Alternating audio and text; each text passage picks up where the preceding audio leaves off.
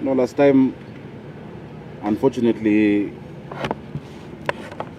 we're a little late, but now we're right on time. So allow me to, first of all, welcome all of you to City Hall for this very brief press statement, after which I can take one or two questions from all of you. So welcome, and you've come in good numbers. I'd like to address the issue that you all know has been happening between the Nairobi County Government and Kenya Power and Lighting Company. And this matter has had a history. It has been a matter running over many years, where the county has claimed money owed to it, around 4.5 billion, 4.9 billion to be exact. And Kenya Power had claims against the county. Initially, the claim was at 3 billion. We undertook a joint verification exercise over a whole year, where we looked at meters and accounts. We found some of those meters and accounts not being within the purview of Nairobi County. Some were very far away. And ultimately we settled. We're both government. We settled on an amount, and we agreed on a payment process. The county government is mandated to collect fees and charges as well, because the people of Nairobi want services. The people of Nairobi want their roads fixed. They want, garbage collected. They want medicine in hospitals. And so there had been a long-standing issue around the bailiffs, which previously used to be paid but had not been paid for a long time.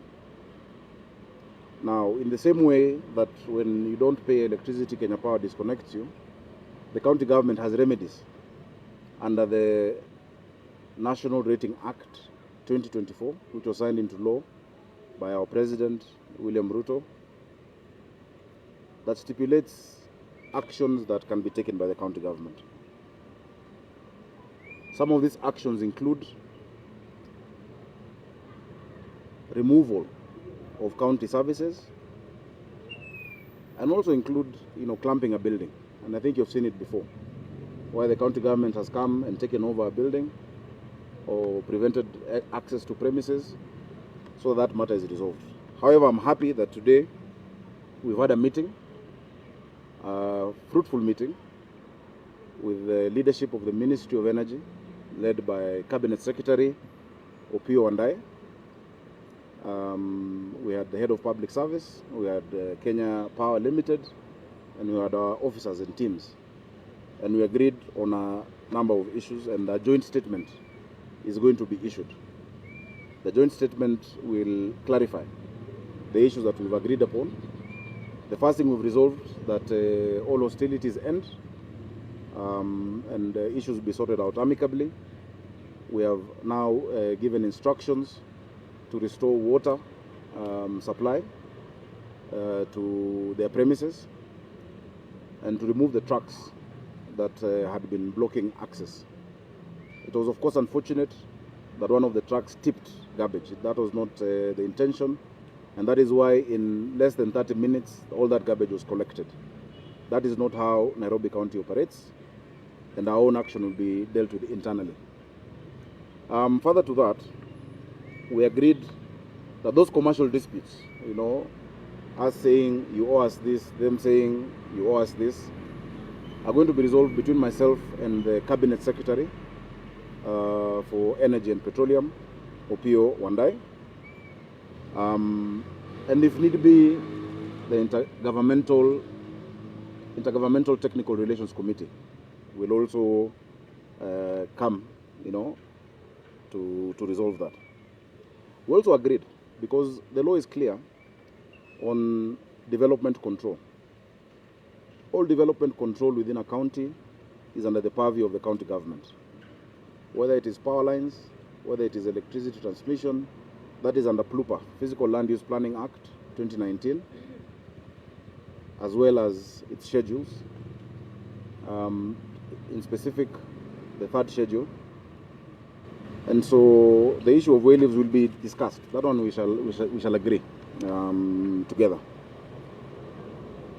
Already, the summit, which is chaired by His Excellency the President and attended by all governors in the country, agreed that all government institutions must adhere to development control regulations.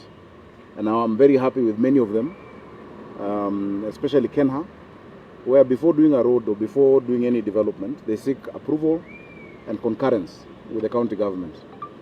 We have seen a proliferation of lines and fiber and cutting down of trees to create space for that activity, which is commercial. But we've resolved it amicably. So I think further to that, because we've resolved all those issues, and really, really, no one wishes for such a situation. We had meetings as recently as December and agreed this is how we'll be solving our issues. But when you just disconnect us at will, then we're also entitled to enforce. But an eye for an eye, we will lose our sight, and that is not the country that we want. But I'd also like to take this opportunity as a notice, because we're doing a lot of work in this city.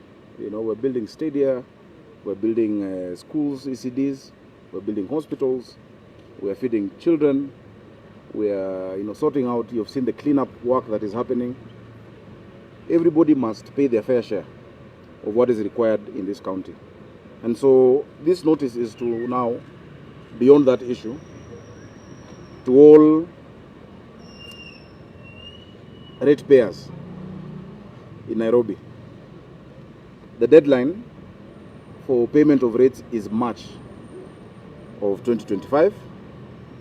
You can get your bills on www.nairobiservices.go.ke or dial *647#.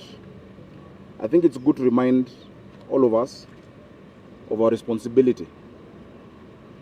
The National Rating Act 2024 provides in section 19(2) that where a person who has been properly served with a demand notice defaults in paying rates or those charges from the county government may, one, levy a penalty at the prevailing central bank rate, deny certain county services, institute a suit against the defaulter, create a charge against the rateable property by notifying the registrar in charge of land, or apply any methods to recover rates as specified under this act or any other method as authorized by law.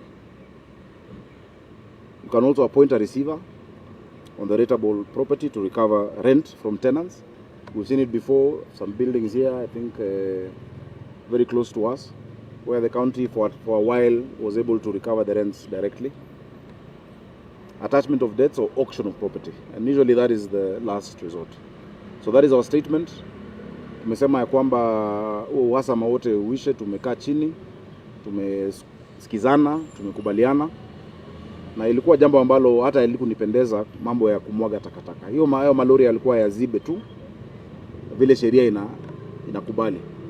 Na ndio maana kwa muda mchache sana waliweza kukokota hiyo taka.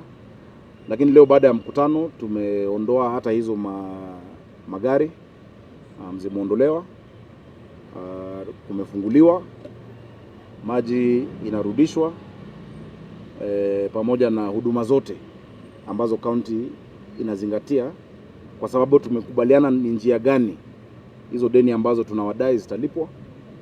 Zile zetu tulikuwa tushakubaliana njia ya kuwalipa polepole, kwa sababu deni za zamani sana, lakini lazima ulipe kidogo ile ya zamani na pia ya sasa, ili yote iwe sambamba. Na sote tuko na jukumu la kuheshimiana, tuko na jukumu la kuangaliana wote kama mandugu.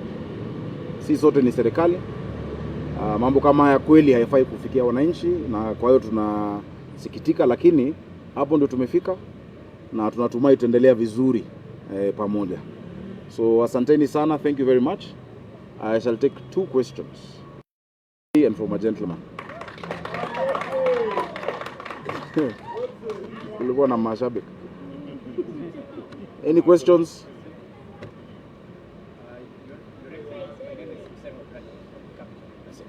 Pole? Bradley. Yes.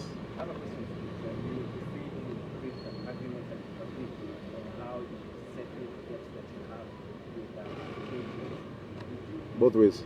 Yes. Would you mind if you give us maybe insights of the agreement that had following the Well, as I've said, there'll be a joint statement, but we've set up, we've agreed, myself and the Minister for Energy, we look at what we're claiming and what they're claiming. Of course, what they are claiming, we had already agreed on, procedural payments. Last Friday we did 100 million, we had done 30 before. And so every month we agreed we do 60 of the debt and 40. And remember, it's a long-standing debt from the days of the city council, But the first thing was for them to recognize their debt, which they have said that session between myself and the minister should be able to unlock. Because ordinarily you will say, I am asking them for 4.9 billion. They're asking me for 1.5. Si wakate tu, alafu wanipatie change, But it doesn't work that way, unfortunately, in government. Courts are the last resort. What happened is the last resort, and it's truly regrettable. But it is, it can't unhappen, and we're here now, and so, and we're happy, that the head of public service has emphatically said that all ministries, because there are many with bills, there are many who don't pay for their rates, there are many who may not have been paying, different things. Everyone should take responsibility for what they owe the country. Hawa wananchi wanahitaji huduma. Wakiona shimo kwa barabara wanasema ni Sakaja, lakini watu walipi. Unajua si lazima ilipwe. Unasema nitoe dimple kwa barabara, lakini siwezi ziba na Big G, nahitaji lami na nahitaji kuilipia na kununua. And so that is why I've spoken about the enforcement. And this year we're going to be very firm on enforcement of rates. Some people have been waiting not to pay, waiting for a waiver. There is no waiver this year. There is no waiver. There is no waiver. The deadline is March. We're going to do enforcement. And we're going to follow the provisions of the law. There was a second one, maybe the lady? Ramogi.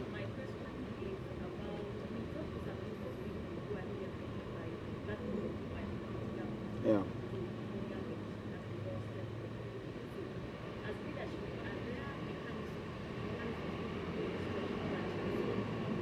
Yeah. Yeah.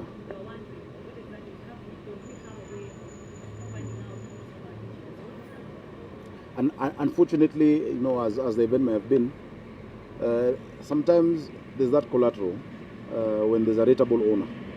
The person who's a rateable owner of that property is Kenya Power. And so when you enforce against them, you might have a tenant, and it's really regrettable what they have to go through. We went and told them, look, we can come and sort the thing out together. We'll even plant and beautify the place, because we must also show the people that we're not enemies. We're not sisi maadui. In the same way, when they disconnect this building, citizens suffer also. And you can't access services, you can't take a lift up, and so there's also damage to the people who are here. We have tenants, we have banks that are tenants at Annex, and so government should not deal in that way. I agree 100%. That is not how we should be dealing, and moving forward, we shall both endeavor to exhaust all those avenues. As I've said, we've had several meetings, including one just in December. Asanteni sana. Mungu awabariki. Ya mwisho kabisa. Yes, Willie. Yeah.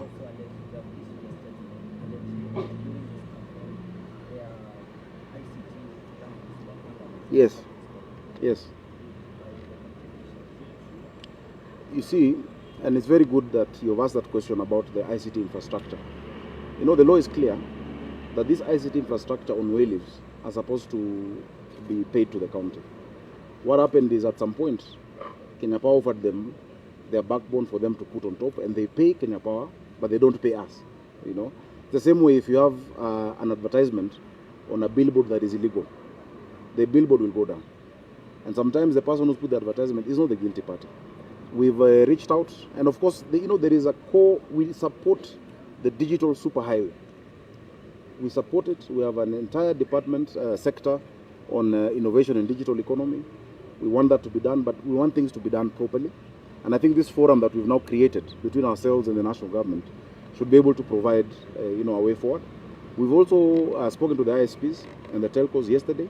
We're going to be meeting them to also tell them how they can be further compliant, because they want to just provide a service. And it's unfortunate, when you disconnect the internet, there are businesses, there's even schools that are connected to fiber and they don't get access. It's really unfortunate. It's nothing that we like to do, It is what it is. We have to get things done. Yeah. So asanteni sana. Mungu awabariki. Tuliwakaribisha chai lakini after revenue. Asanteni and may God bless you. Thank you.